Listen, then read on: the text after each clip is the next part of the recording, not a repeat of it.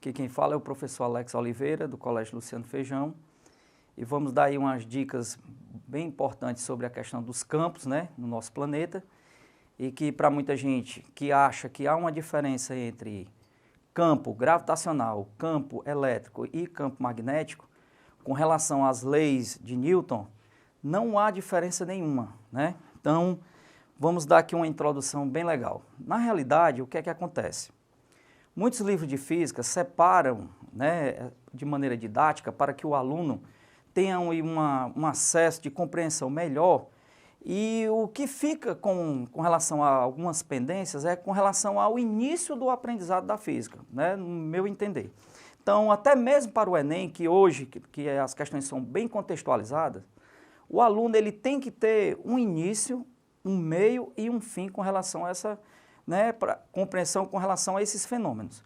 Então, assim, com relação a essas forças de campo, o que é que vocês têm que ter em mente, né, com bastante clareza? Tudo que você tem que compreender, assim, com relação ao funcionamento, a dinâmica é o átomo. Então, a resposta de tudo começa com relação ao átomo. Como vocês já sabem, o átomo, nós temos o núcleo, onde vocês têm os prótons e os nêutrons, e ao redor dele você tem aí as 7 camadas, né, que vocês estudam lá na química, K, L, M, N, O, P, Q. Então, quando o professor de química, né, chega para vocês que pegam, por exemplo, qualquer elemento da tabela periódica, você faz uma distribuição eletrônica. E essa distribuição eletrônica são dos elétrons que você vai ter com relação ao elemento. Onde é que eu quero chegar? Como no núcleo vocês têm, por exemplo, o próton e o nêutron, e ao redor você tem a chamada eletrosfera, então é aí onde vem o tchan da questão. Por exemplo, elétron tem massa? Tem. O próton tem massa? Tem. O nêutron tem massa? Tem. E como vocês já estudaram em sala de aula, sabe que é a base da introdução, por exemplo, da eletrostática, o elétron possui uma carga elétrica, que vocês conhecem, via de regra em módulo, como carga elementar, que corresponde a um valor de 1,6 vezes 10 a menos 19 coulomb. O que é que acontece? Quando você tem um próton, você tem essa carga elementar positiva. E quando você tem o elétron, você tem essa carga negativa. Então, você já começa a diferenciar umas coisas. Olha, Alex, você está falando só do próton, do elétron? Sim. E do nêutron, porque tem a massa. E uma coisa interessante, o elétron, ao redor do núcleo do átomo, por exemplo, ele não fica parado. Vocês sabem que existe o rotacional dele, ele rotaciona em torno do seu próprio eixo e tem o movimento de translação. É aí onde a gente começa a nossa explicação para as 3 partes da física que mais dá trabalho para vocês, porque não existe esse início. Então vamos lá. Como vocês já viram em sala de aula, todo professor chega e diz: todo corpo que tem massa gera ao seu redor um campo gravitacional. Então vamos lá. Existe um capítulo, no caso na parte da mecânica, onde vocês estudam, por exemplo, campo gravitacional especificamente terrestre. Aí todo professor só dá ênfase o quê? Massas enormes, planetas, astros e aí vai. Então o aluno ele fica com aquilo na cabeça, ele acha que para existir campo gravitacional eu preciso de uma massa muito específica, enorme, e não é verdade. Se você pegar, por exemplo, um elétron ou um próton ou um nêutron, eles, pelo fato de ter massa, ele gera ao seu redor um campo de natureza gravitacional, mesmo tendo uma massa tão pequena como a do elétron, que é 9,31 vezes 10 a menos 31 kg. Então, uma massa mesmo pequena, comparada com a massa da Terra, em ambos os casos, gera um campo gravitacional. Só que a gente faz o quê com relação a essas partículas? A gente despreza o campo gravitacional. A outra força que vocês estudam também, que é bem interessante, aí o professor vai e entra com relação à física 3, especificamente a parte de eletricidade e eletromagnetismo. Então vamos para a eletricidade. Lá está as partículas, os elétrons e os prótons. Como vocês bem sabem, eles possuem cargas, então é a própria carga elementar. Então, uma vez que ele possui tanto carga positiva para o próton e negativa para o elétron, gera, por sua vez, ao seu redor um campo, que vocês conhecem como campo elétrico. de natureza elétrica, mas está lá no átomo. Então, quando vocês analisam agora a questão do elétron, no caso, o elétron transladando e rotacionando, surge para vocês agora, nesse momento, o chamado campo magnético. Então, o que é que vocês têm aí? As três forças de campo vão partir inicialmente do átomo, que é uma coisa importante vocês passarem a entender dessa forma. Porque aí tudo fica mais claro, e não vocês estudando de maneira fragmentada, como se fossem assuntos diferentes, principalmente com relação à aplicação das três leis de Newton. Quais são essas três leis de Newton que nós temos? Nós temos a primeira lei de Newton, é a lei da inércia. Segunda lei de Newton, que é a fundamental, que é a que vocês mais usam de um modo geral, que é que a força resultante é igual a massa vezes aceleração. E a terceira lei de Newton, que é dada por quem? Ação e reação. Então vamos lá para, no caso, as forças de campo com relação às três naturezas. Vamos lá. Se você pegar a Terra, vocês estudam direto, né? Os professores enchem vocês de fórmula, aquela ideia, né, equivocada de achar que tudo é aplicar na fórmula da força gravitacional, e não é bem assim. Primeiro, começa por uma coisa muito simples. Todo corpo que tem massa gera ao seu redor um campo gravitacional. E qualquer massa sobre a ação desse campo faz surgir uma força conhecida de vocês, que é o peso.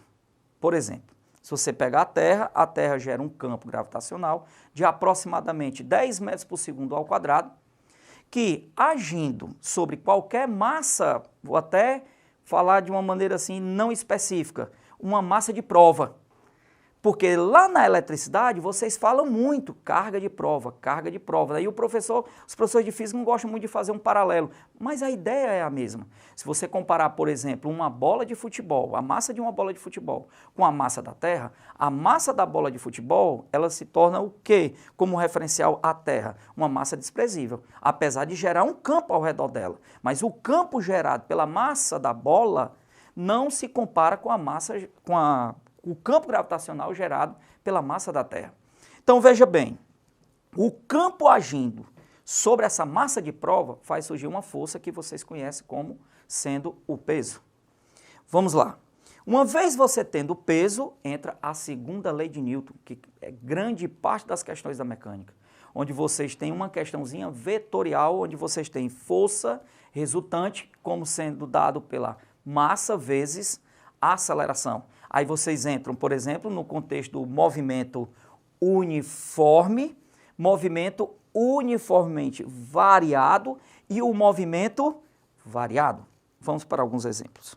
Porque na hora que você entende, por exemplo, a força de campo, no caso gravitacional, você entende o resto, porque eu aplico tudo que você aprendeu na mecânica, a gente só vai alterar a natureza do campo. Mas a ideia das leis de Newton, elas permanecem dentro das outras forças de campo. O problema é a maneira como é abordada.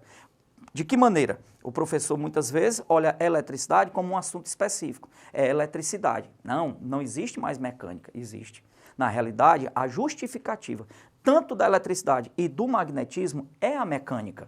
Então, quando o aluno compreende o assunto, né, de maneira assim ampla, com relação aos conceitos da mecânica, ele fica, digamos, com a mente bem aberta para compreender qualquer parte da física.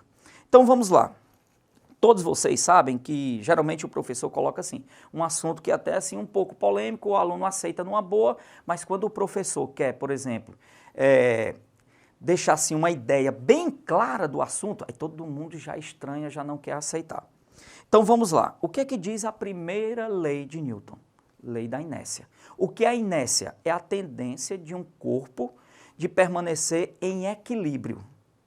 Eu até gosto de falar muito em sala de aula. Olha, ouviu falar nessa palavra, equilíbrio, dentro de qualquer texto? Pense logo em igualdade.